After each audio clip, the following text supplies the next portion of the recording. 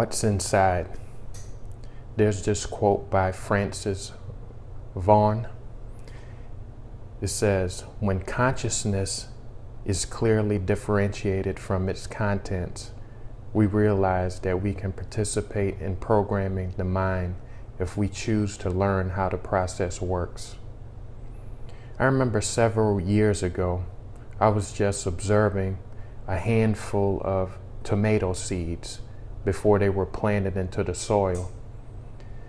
And I saw no words written on any of the seeds as I moved them back and forth in my hands. There were grooves on them, but no words or any particular instructions written on the seeds. But on absolutely every occasion, when these seeds were planted into the soil, they always produce, after its kind, more tomatoes. I just thought it was fascinating. There were other seeds that looked similar, but if they were planted into the ground, they only brought forth what was on the inside of them. I believe every person on earth can be compared to or likened to a seed, simply meaning there's something on the inside of you that has no words written on it, but it has the potential to produce something great. So where are your seeds? Do you have it on the shelf, or will you have the courage to plant it? Only you can answer those questions, and only you know what's truly on the inside of you. There'll be many people that observe you from a distance or from the outside, but only you know that true yearning on the inside of you that has to be fulfilled, that's constantly there, no matter what, is always there, that dominant thing on the inside of you.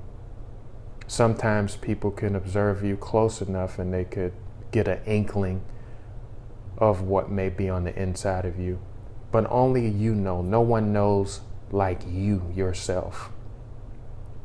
One of my quotes: never become angry with someone who is incapable of living up to your expectations. The bird never becomes angry with the tree because it can't fly. Everyone has their good thing or the supreme thing that they can do effortlessly, and those things that they simply can't do. But it'll be foolish of you to expect something from someone and they're simply incapable of producing it or providing it. It's possible that you may have mistaken someone to be an oak tree, for example, when they were in actuality shrubs or shrubbery. You were expecting them to support you during a very trying time in your life. And when you leaned on them, they collapsed and simply disappeared.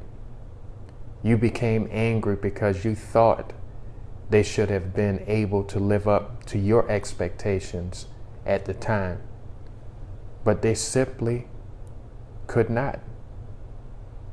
Maybe you are the tree, and that's why you feel used and underappreciated in some of your friendships. But if you want the support of trees, you must identify those people who could be likened unto trees. All things become so much clearer when you concentrate and focus on the greatest thing on the inside of you and begin to give it away freely. Just begin to express that thing within you freely. Don't think of it how you can necessarily monetize it, but just simply begin giving it away just freely. And you will find out that opportunities will come out of that. People will see the greatness within you, and you will be afforded opportunities monetarily that possibly surpass your wildest dreams. But just be free. Don't hold back that greatness on the inside of you. Now, you have to give it away freely, and sometimes you have to be able to distinguish when somebody really needs it.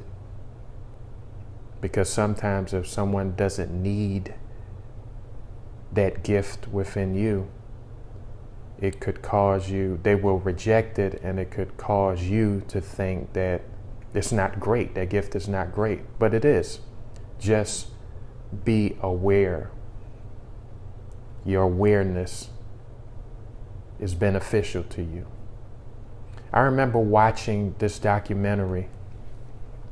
A matter of fact, a friend of mine from grad school went over to his house one night, and his wife wasn't there. She was, I don't know, away with the kid or whatever. And he put on this DVD, and we began watching it.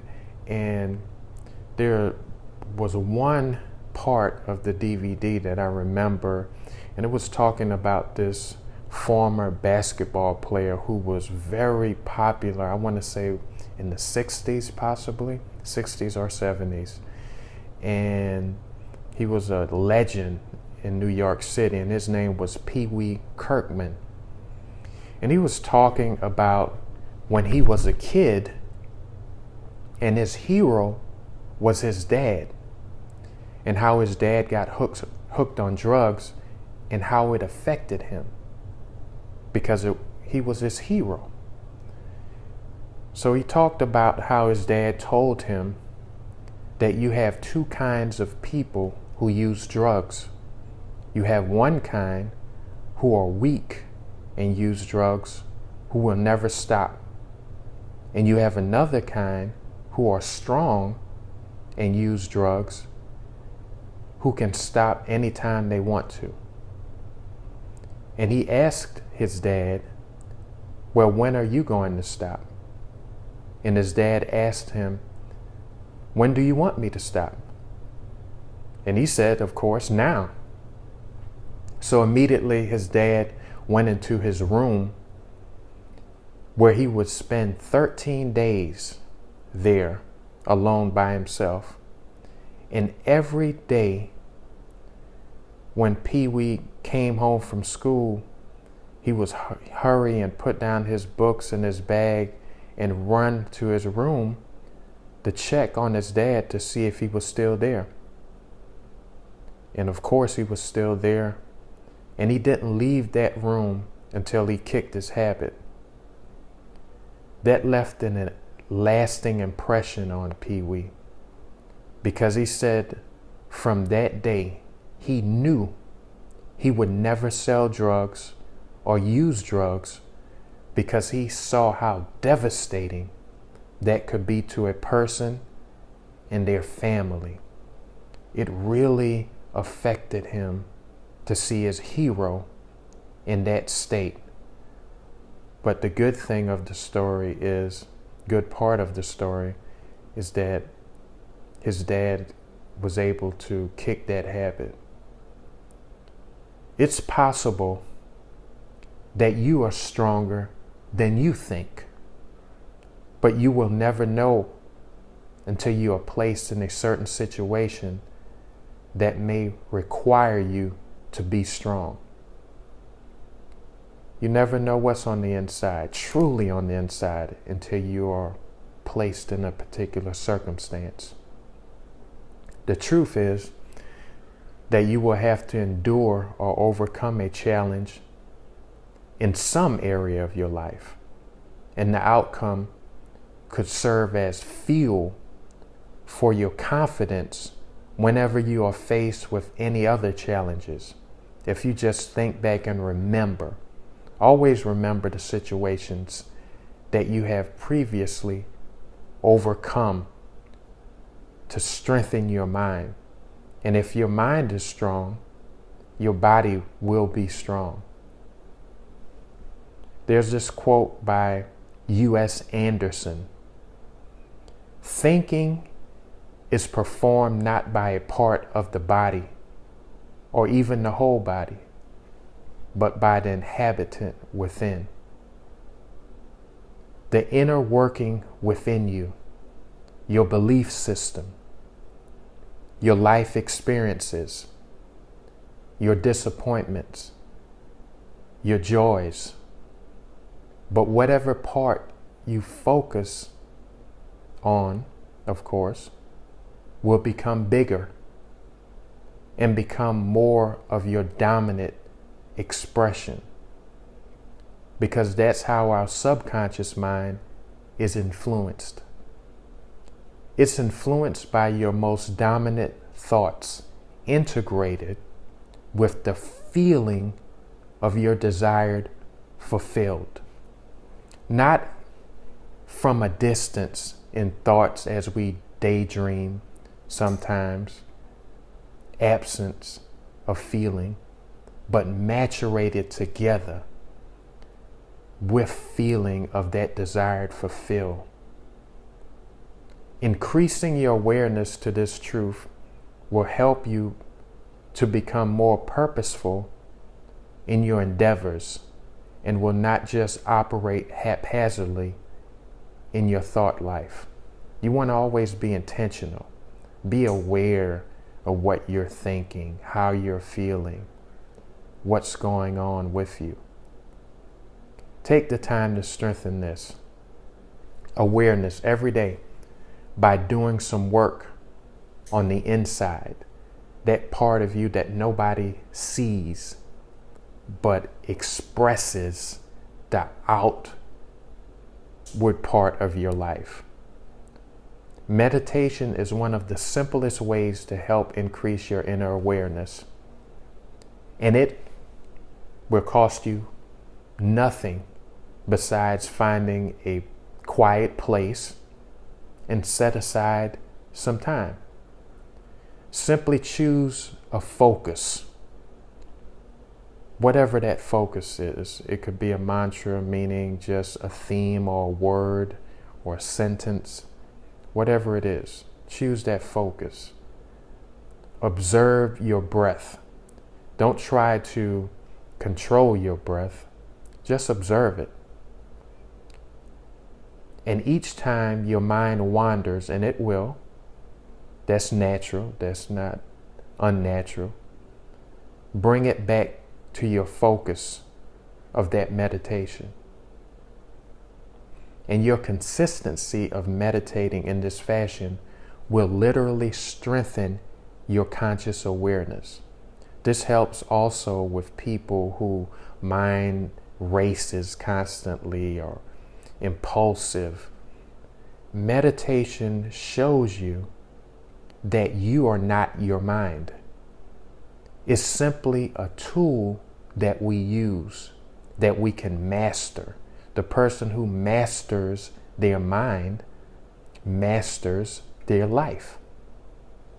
So you can take control over those thoughts. Don't think that those thoughts that's constantly coming up in your mind, undesired thoughts, of course, that they have to be there, that you are just trapped, that you just have to endure those thoughts. No, you do not. You can take control. And meditation is a way that's extremely helpful and something you can do every day. It's simple. It just requires you setting aside time and making it happen. So make the conscious choice to explore the deep treasures that reside on the inside of you. You've waited long enough. You've waited long enough. And you have to say, now it's your time. Be proactive and start the process today to begin your new mind creation.